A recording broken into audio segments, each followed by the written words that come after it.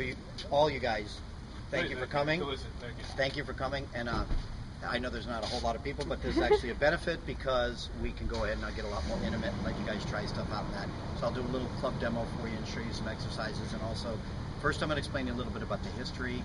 Really, there's not a lot written. What we know more or less is through graphics and stone carvings and all that kind of stuff of people using clubs forever. The Indians, from my research, and I did a lot. I went to the Library of Congress. I looked up all kinds of information on it. They're really the people that did it. When you look at the Persians, first we see people in England and all that using clubs, but they actually picked it up from the Indians when they dots, not feathers. Asian. So they've been using these forever. There is a god in the Indian culture called Hanuman, and he carries a gada. It's a metal object or a stone mace. It was used for war. Later it became like a scepter, like something kings and whatever would hold. Today, the guys who practice kushti, which is wrestling, kushti is wrestling in Turkey, Persia, India. They call it kushti. Every guy in kushti, involved in kushti, used some form of club or another. So, what you'll see in the early 1800s in this company, you didn't see anybody really doing heavy clubs. Very few people used heavy clubs. When the British brought it over, they used a smaller or lighter club the majority of the time. In India, they use heavy clubs. And I mean sometimes 100 pounds each club. Persia, normally when you see many guys on YouTube or you start to do the research, you guys have seen everybody lifting clubs, they'll tell you they're heavier than they are. These are like 17 pounds. These are 20 pounds. Those are 10 pounds, 10 pounds. This is only like 1/3 of my collection. Those are only 30 pounds.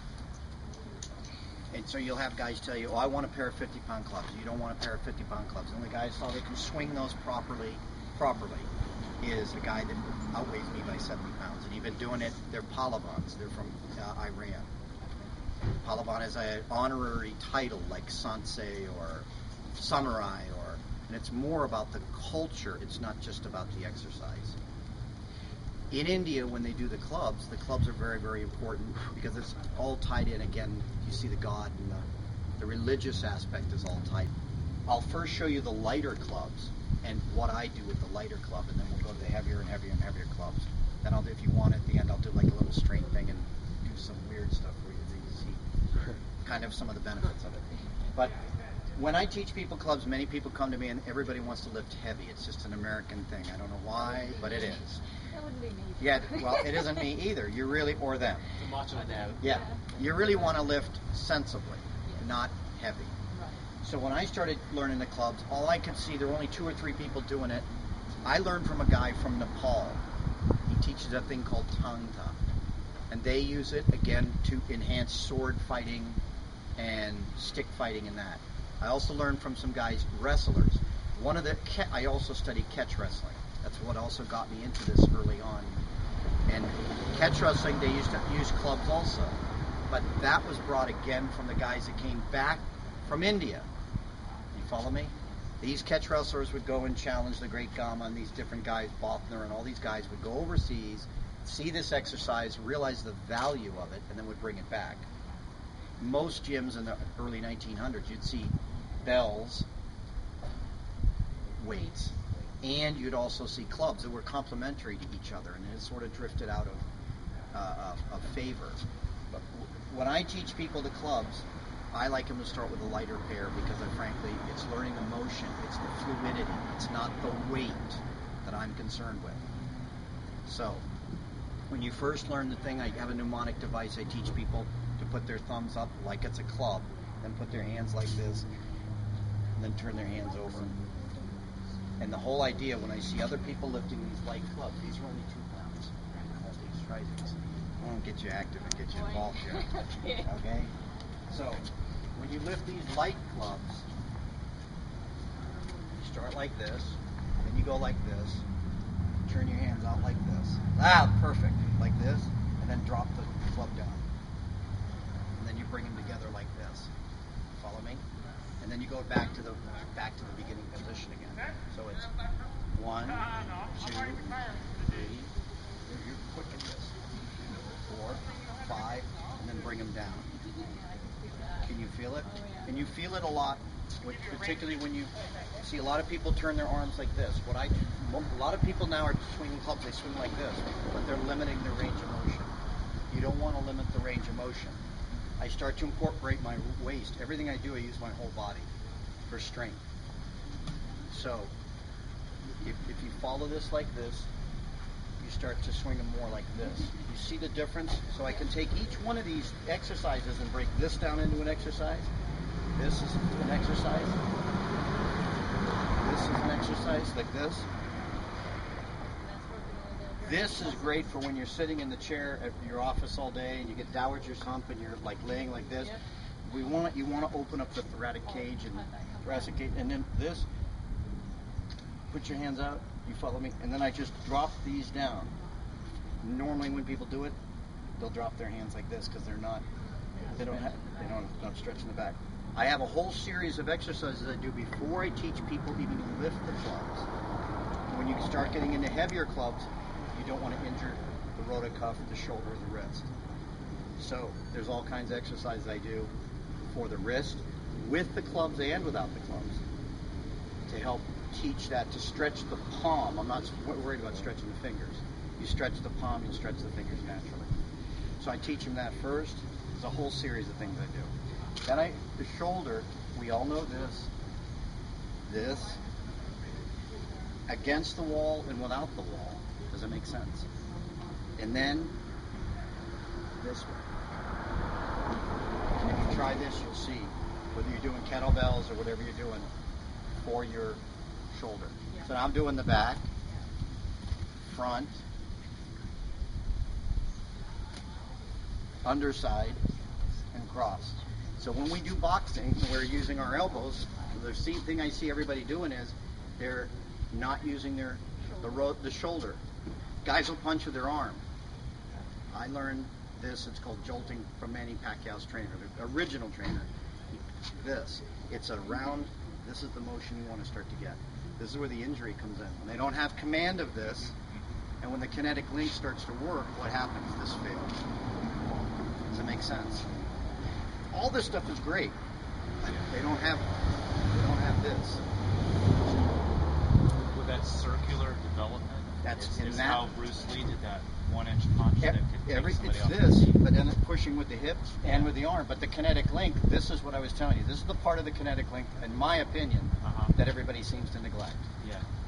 This. Now, I'm also using every other part of my body. I'm driving from the floor. Let me show you this. When I lift the heavier clubs, it's effortless. By the way, there's a whole bunch of other stuff I do with this. I'll show you in a moment. But when I lift with the hip, sorry to jump around on you, but when you lift a little bit heavier club, just like with a kettlebell, you lift with your legs, you don't lift with your arms, ever. Yeah. It's effortless. You turn your hands in. This is where the breathing came from. Yep. You turn your hands in. Yeah, you go. This alone, if you do this every day, this alone, I can do it with the clubs and without the clubs. You follow me. But this is where your power comes from. This guy Pavel teaches it. Everybody, nothing's new. It's been around in Indian pranayama and breathing, which I'm also a teacher in Qigong and standing meditation and Tai Chi and all that sort of thing. I have a long history of Kung Fu, boxing, Muay Thai, the whole thing. This is where the power comes from. To me, all this other is important, this fluidity. It's not about just being strong and stiff. Right. Being able to support execution. So, when you swing the clubs like this, and these aren't that heavy, I don't like the Persians hold them against my body or lean them against me. I always keep them out like this position. All the stabilizers that you use, I just push the clubs behind, do this hundreds of times every day. So, then you start to turn your body a little bit. You follow me? I'm not gripping these like a crazy man. I'm so, I don't know if you can tell. It's relaxed. It's got a there's a flow to it. It's smooth. It's fun. I'm massaging. This is one thing many people don't know. I'm massaging my internal organs. Nobody thinks about it. All they think about is how heavy are they. It doesn't matter how heavy they are. If you can't swing them, it It doesn't matter. You want to do a weight that's comfortable for you. So whether Nene, who's going to do Arnie's demonstration in just a minute, he'll tell you the benefit. He does the clubs too. He'll start to tell you the benefit of doing the clubs. You follow me? For the stick. Because when we're holding the stick, this is the position. We don't hold the stick out like a lot of other artists. The lintel one, we hold the stick in close to our body. I want this protection. It's my waist. It's that. It's not that. Reaction time, you'll never get there in time. When you see him, you'll understand. So when we're swinging the club, it's the same thing. When I hold the club like this is my block. When I'm watching, I'm going to show you in a second. When I'm swinging this, it's completely relaxed. Yeah. When you first start learning to swing the heavier club, you want to pass it by your ear and bring it forward. You guys see people do this? It's the same motion. When I do singi, internal boxing, Chinese boxing, it's this. It's the same motion. I'm bringing this to here. I'm compressing. That's where the power comes from. Yeah. Learn it soft, then you can apply it hard. Make sense? So it's very relaxed. You get this symmetry between the left and right because you're using a club in each hand.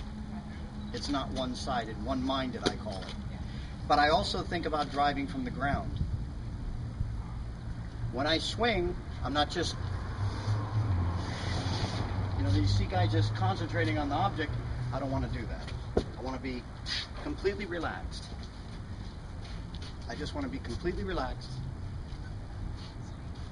and stretch. When you first start teaching people, I do at least, I teach them to hold one club, pass it by their ear, bring it forward. It's relaxed. It's not. Yeah.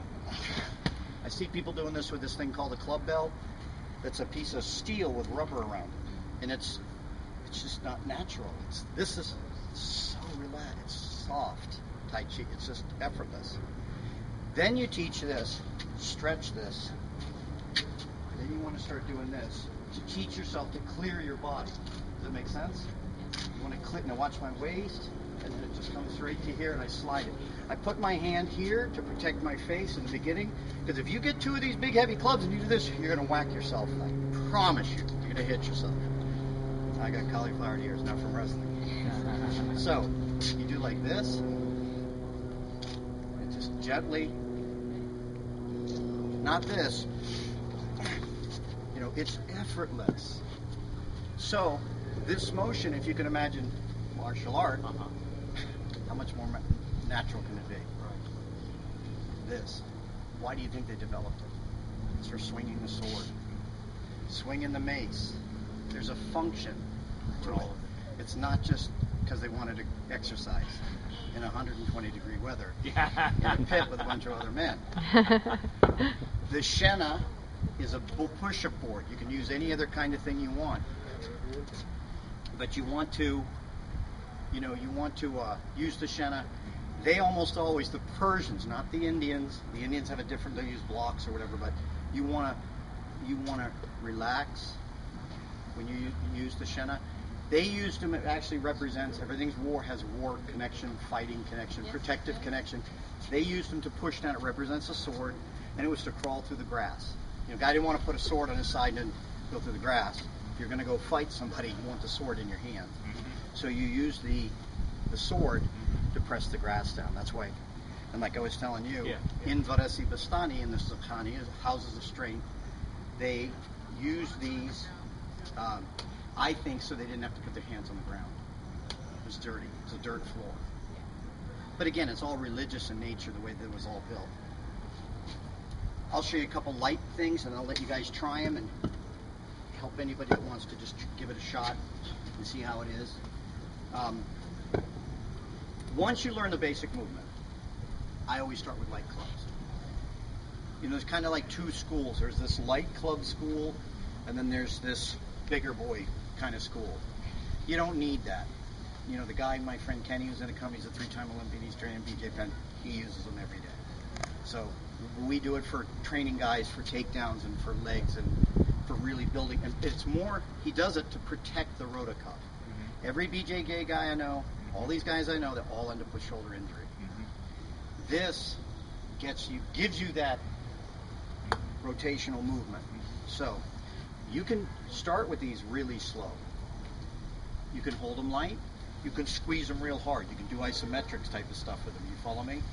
But if you can go inside, you can go outside. So then you can start changing up the position of the club, if that makes sense. You can change, obviously, the different angles and that. I mean, that's quite obvious. You can start doing the clubs in different directions this way. Does it make sense? You can start doubling them up. You know, there's just so many bloody things you can do with them. But I like to try to incorporate my whole body and the whole rotation of the movement, not just limit it to this. I really want to get the advantage to the club. You can do them fast. You can do them slow. There's many guys that have kind of taken martial art, movements from Kali and like done it. I don't really do that that much. The thing I do every day, probably more than anything, is just use the 10 pounders and use them for just basic exercise. I'll tell you one thing about breathing. When I do the breathing on them is when I first do the warm-ups, you can do like a swing, like this. Always be conscious of this, keeping your back straight. But this is where the power comes in for any kind of boxing. I have a whole different program I do just for fighters, for learning to protect their head, their waist. This, for where these muscles like this. You follow me? So I have a whole different thing I do for that. For Muay Thai fighters, this. Because this, I don't know of any other thing that will teach you other than actually this, or using that elbow. Make sense? And keep the hand in the correct position. This is how I lived in Thailand. So, this, for teaching this movement, I don't know of any other kind of exercise. And that's what you want. And then breathing, this, clubs like this, but then this. You want to turn your hands over. If you can try this, just go. And the difference is when you go like this, you'll really feel the difference. How it forces the air completely out of your lungs. When you turn your hands in, this.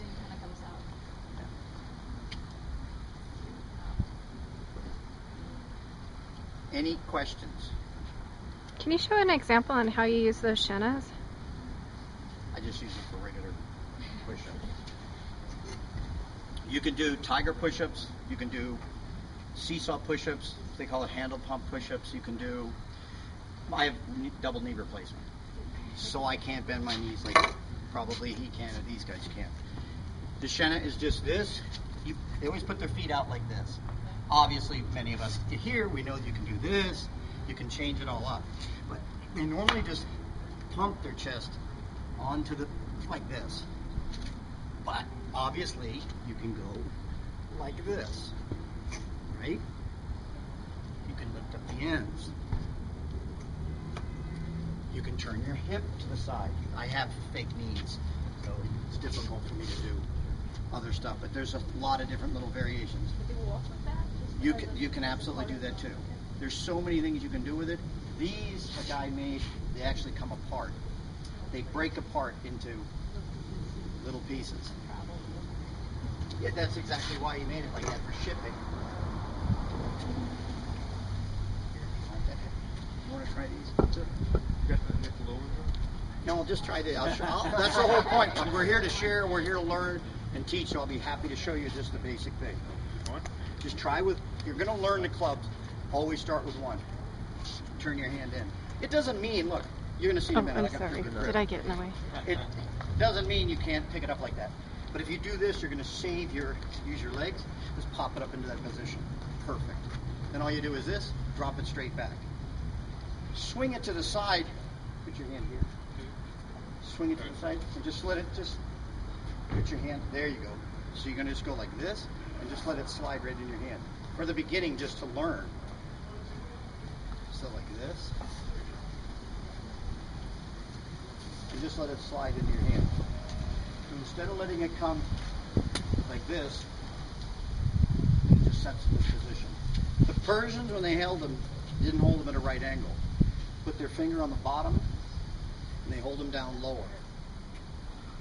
Just like with our knees, we don't hold them above our head because it won't protect our body. If I do them too low, you can still hit me. You got to always keep in contact. You don't have to. You can do whatever you want, but they're always protecting themselves from a stick or from a. That's the idea of that. So when you start to swing them this way, and that's how you start, then this is the Persian way of swinging, more like this. Then when you want to do Indian, pass it over your head and do them this way. You got a helmet? So you really want to get this like that, relaxed, soft. Instead of holding the club out there, get your hand back further here, and you'll find that it'll swing. This will swing a lot easier for you. This way. See how it's like it's rotational.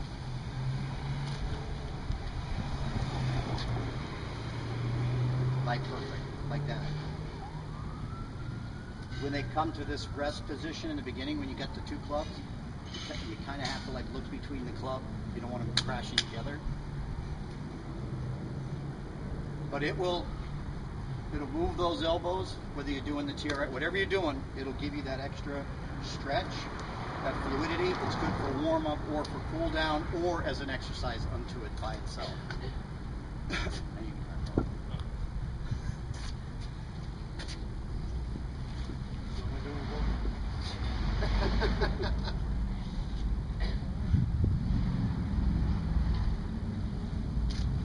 See how one hand gets away, and like our body, our mind wants to dominate one, and you want to be symmetrical.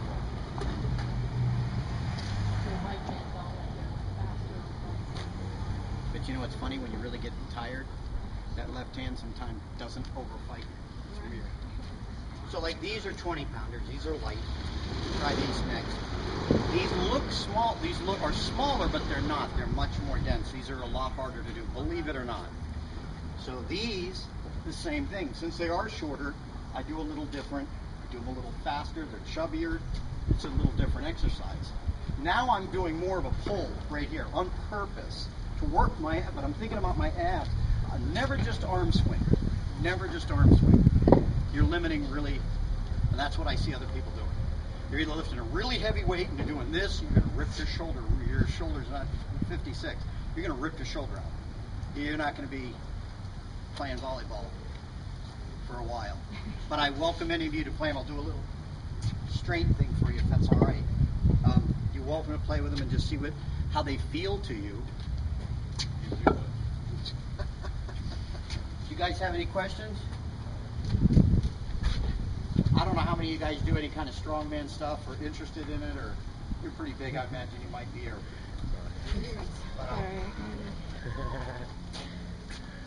they ask me to do this, and people get a kick out of it, so I'll rip a deck of cards. And have you.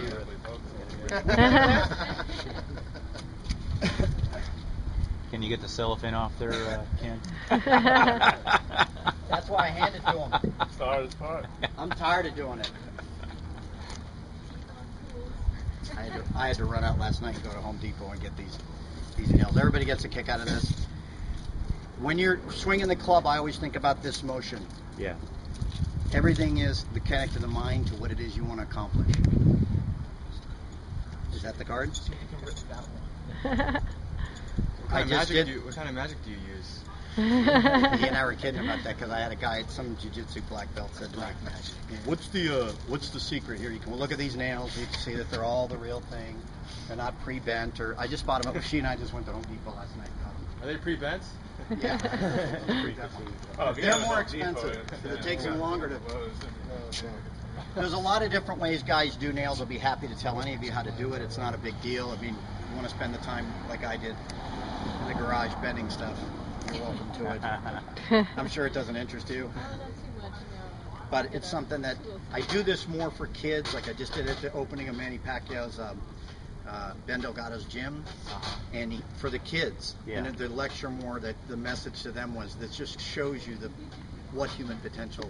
Yeah. You know, the limit. Right. There really is no limit to the human potential. So I didn't start doing this till I was older, but.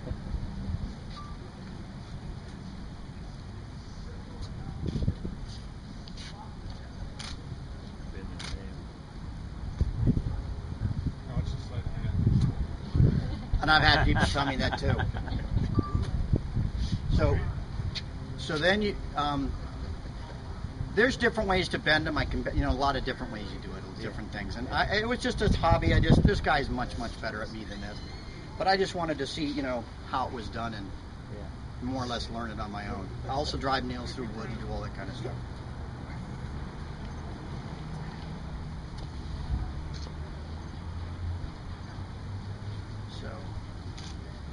And then putting them at parallel is harder.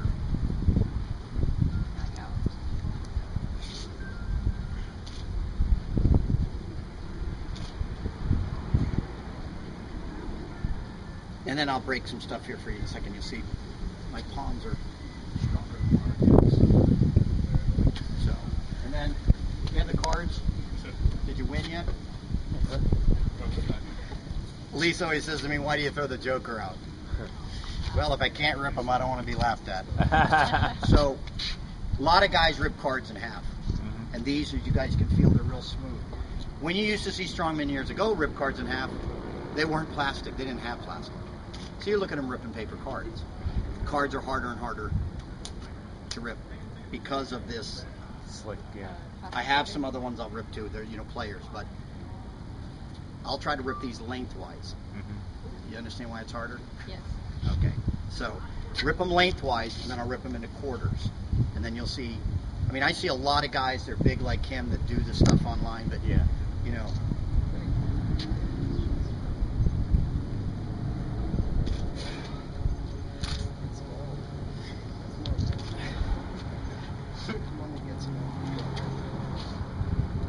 So I get it started. Make sense?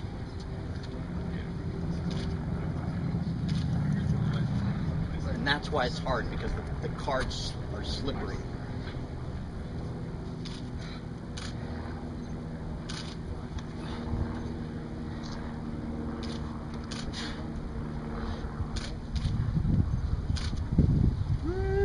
Wow.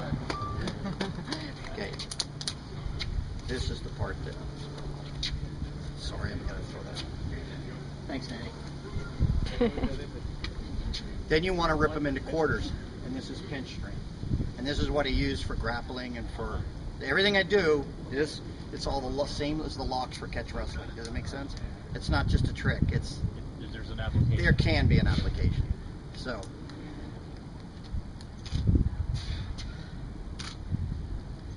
Bloody hard to get a hold of.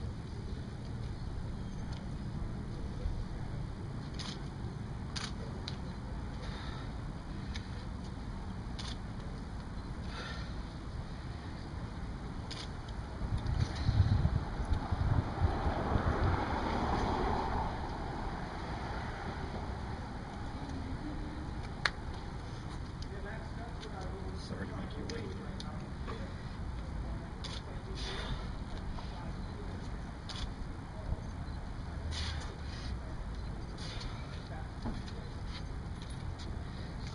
Keep doing that, there won't be much of a deck lift.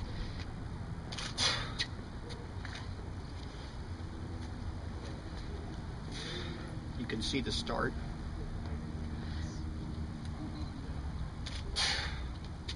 That's why it's so bloody hard. These cards are just slippery. They're just falling apart on me. I've never used these cards before.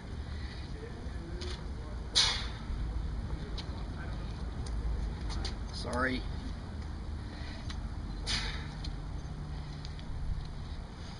These are like the slippiest cards. 99-cent store. Sorry.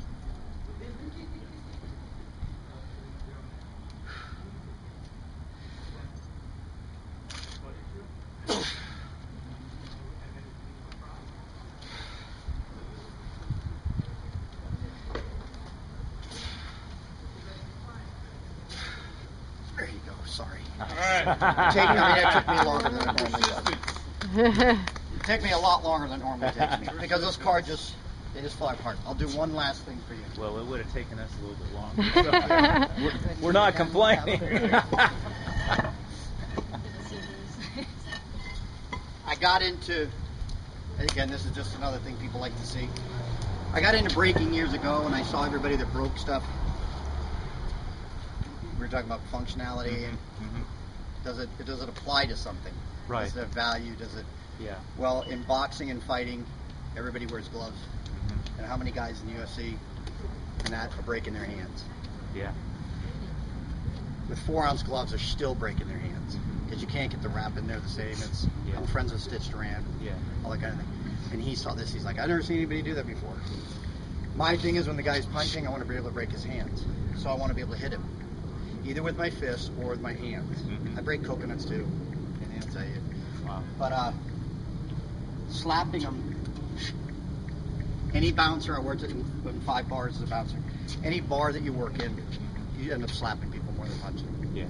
It doesn't look as violent, but it's a lot more effective. You can take somebody down with a slap. Yeah. And you won't injure your hand. Right. The argument I used to give is if you trip and fall out here, how are you going to land? And put your hands out. Yeah. So that's how I use it for the boxing too. But I got into the Chinese world, and they were all talking about qi and ki and floating in the air and climbing buildings, and I was like, look, let's be honest. What are you really doing? It's the SAID principle. Yeah. Specified adaptation to impose demands. Yeah. I teach my hands this much, but I also use, you met Dr. Chang. Yeah. I also use hand medicine. It's not a magical thing. It just helps the hand heal faster. But you'll see the application all come together of the strength, the clubs, and the breaking, that it all kind of is all interlocked. The way I move my hand and how far I move it, it all has to do with that small rotation of the arm. You don't want to parry punches. You want to break his arm if you want to save your life. Yeah. So I can break these without the cloth. The only reason I use the cloth is that I hit it so hard it splits the skin on my hand. You can feel it. Because everybody always, after they see somebody break stuff, they go, well, I didn't see it. I didn't get to. You don't know. A friend of mine had a guy come into a class one time named Billy Wicks, catch wrestler. So the guy carried the material in the building and it broke in his hand. Well, see, maybe there's a trick to that. So I just slap these and break them.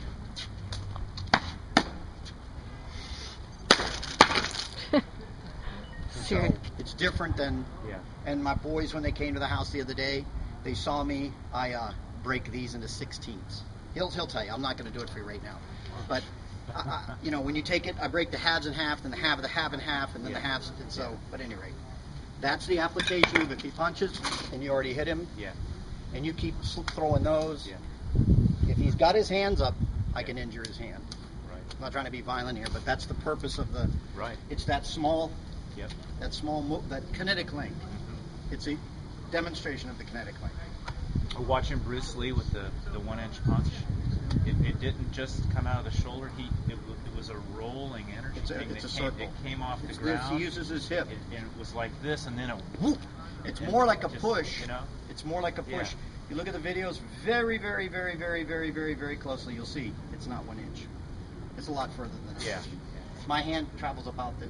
Now you get it on tape, so you can. It travels very short distance. Anyway, that's my whole little demo for you. Now, my boy Nene will do something.